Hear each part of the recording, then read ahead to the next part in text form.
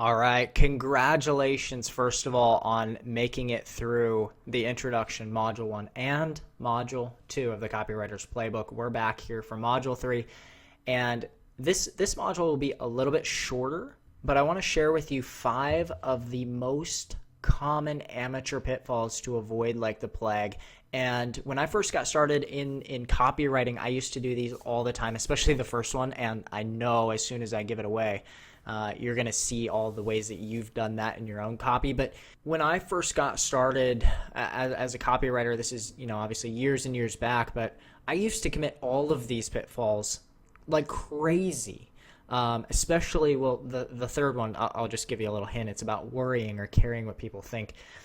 When you get into the land of copywriting itself is hard enough as it is, right? It is a refined skill. But then if you have all of these insecurities and all of these false beliefs impacting you internally as you go, I mean, it's suffocating. It is essentially, for your business, if you do anything online and anything surrounding copywriting, even in videos, if you have these things, it's essentially like paralysis. It's essentially like living paralyzed, because it fundamentally squashes every bit of opportunity for your business. It holds you in this kind of almost incapacitated state where you can't really move forward in business. So again, I'm going to pound through these 5 things really quick. This will be a short module, right to the point. Maybe watch this video twice and start to look into some of the past emails you've done or ads that you've written and see if any of these fit with you. So number 1, the biggest mistake I see people make. This is number 1, both in the order, but also in the prevalence of how often I see people committing this mistake. People are narcissistic in the way that they write ads or write copy. So what I want you to do is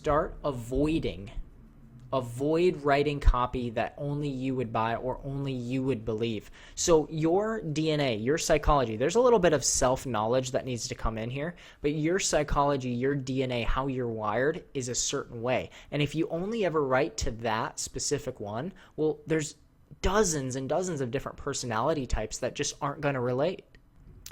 So for instance, if you believe that, it's just all about making money for you, and that's all you ever sell on, right, is the opportunity to make money or whatever.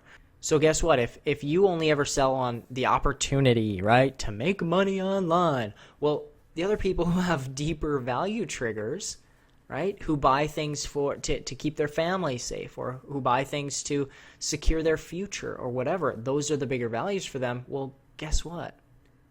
You're not going to make the sale to that person. You're only ever going to be able to sell to that one personality type who has the same triggers as you. That's an amateur move. That's people who are stunted. They can't scale because they can't speak to the masses, right? And this isn't. I know narcissism carries kind of a feeling to it, right? I don't know how to say that, and it carries this kind of negative connotation with it. Now, what I want you to understand is a lot of times this isn't really your fault. It's just you're newer to writing copy. I used to do this all the time. You're just newer to writing copy most likely, and so what you need to do is write more copy. And then also the future modules of this course are going to unpack all of the different triggers and all the different reasons people buy, and then you just need to learn to inject those into your sales copy too. Okay? Number 2, the copycat syndrome. And this is just so rampant. It's crazy, but you need to avoid assuming that what works exactly for Joe and Lisa will work exactly for you the same way. Listen, you are unique, okay? So you can't assume that, for instance, I gave you a script in the first couple modules. I gave a script and I read through my exact ad. What a lot of people do with that is they go and then they actually write the same ad. They take the exact same, copy and paste it, and just change out a few sentences here or there. They go and place the ad on Facebook and wonder why it's not working. Because it's not their voice, right? It feels forced. It feels fake. It doesn't feel genuine and real. Why? Because it's not really their voice. They didn't write it. And people can tell. People have this thing called intuition. People can sense it. They can feel it, right? It's not something that maybe they could put words to, but they say something like, it just doesn't feel right. Just something feels off when I'm reading this. That's what happens in copycat syndrome. Mistake number 3 is worrying. Avoid endlessly worrying what Uncle Tom or Cousin Lucy is going to think, okay? It doesn't matter. And guess what? People who don't give a damn about your hopes and dreams and where you want to go don't deserve an ounce of your brain space. And you'll notice my voice and my tone here changes a little bit. I feel so strongly about this. There is nobody, if they are going to think something weird about you, or if they're going to subtly kind of, maybe write something passive on your Facebook post, or maybe at Thanksgiving they're going to say something about you doing your little side hustle online business thing. Oh, what's that? That's a scam, blah, blah, blah. Look, Uncle Tom, Cousin Lucy, they don't deserve a single brainwave from you. Now, you can love them. Their family, sure, you can love them. You can go hang out with them at the holidays. But when it comes to writing copy, when it comes to creating videos, when it comes to generating revenue in your business, if they suck up any space in your brain, it's over. It's over. Your whole copy, everything you sit down to write is going to be impacted by that. You're not going to be bold. You're not going to be transparent. You're not going to be vulnerable. It's going to be weak, shallow, horse crap copy. No one's going to like it. No one's going to want to read it because you're holding back. And no one wants that, right? It's kind of like Dave's story. When he stopped holding back, when he gave his whole self into his copy, everything changed. You got to stop worrying. You have to, or your copy is going to die. Mistake number 4 is paralysis by analysis. So, look, you need to avoid being too overwhelmed with shiny objects or new ideas to start. Okay, to even start. You got at some point, there has to be a moment where when you purchase products, when you purchase an information product, you implement immediately. Like right now, you should be implementing immediately and not just continually watching courses. At some point, you've got to be able to watch a video online, whether it's a YouTube video, whether it's this course, and you've got to go straight to your marketing. And if you don't have marketing yet, you need to go start. You need to start. Get a YouTube video up. Get a channel. Start creating videos. Get an Instagram account, whatever it is. But what people do with writing copy or writing emails or sitting down and writing a sales letter or a sales video is they're just too overwhelmed with so much stuff going on around them that they never actually get started, and they're just too worried that they're going to get it wrong.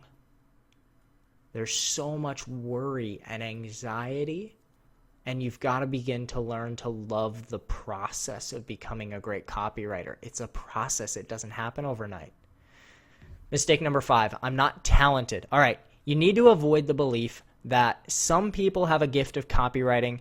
Look, ad copy is a skill that's learned. It is not something you're born with. And Dave would be the first of anybody to say this, because when he writes copy, and we've already mentioned this before, but when he started writing emails, people would respond back to him and say, this is the worst email I've ever read.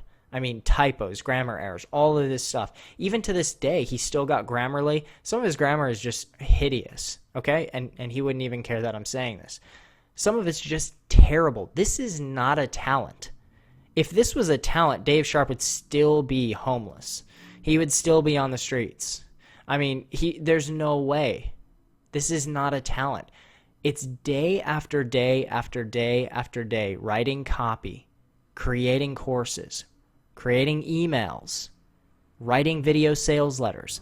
It's day after day after day after day until you finally get in your groove. You finally get into the mode. Part of this whole copywriting thing is just frickin' doing it, guys. It's just doing it.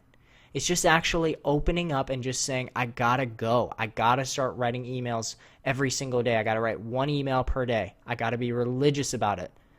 I got to start creating good copy in my Facebook groups or wherever, on Instagram, compelling copy that pulls people in, right? That's the secret. Okay, so maybe go and watch this one time back and then here's what I want you to do. I want you to start to look through the various places that you write copy, whether it's emails, whether it's Facebook ads. And if you don't write copy yet, you need to start. You need to start writing emails for your email list. You need to start writing sales letters. You need to try to do that once per day. And you need to start looking through so for instance, sales letters by Dave Sharp. Look through them, investigate them. Notice how all of the feeling and emotion and everything is wrapped around the experience of the avatar, not the experience of themselves. They're not copying anybody. And I mean, go look at the sales page for this particular product, for the Copywriter's Playbook. Go look at it. Do you think Dave really cares what anyone thinks of him? I mean, just read some of the raw vulnerability there. He doesn't care, right? So these are the 5 most common mistakes. I want you to write these down and keep them next to you. When you're writing copy, hey, am I worried about what people are going to think? Am I stressing over what Aunt Judy or Uncle Larry is going to say to me? And if so, it's time to get rid of that. It's time to get rid of that once and for all. Okay. We are wrapped up with Module 3. I told you this was going to be a quick video, short, sweet, to the point. All right, these are the top 5 mistakes. We've seen them over and over and over again. You got to get rid of them, and it's got to start today. All right, we'll see you on Module 4 here in just a second.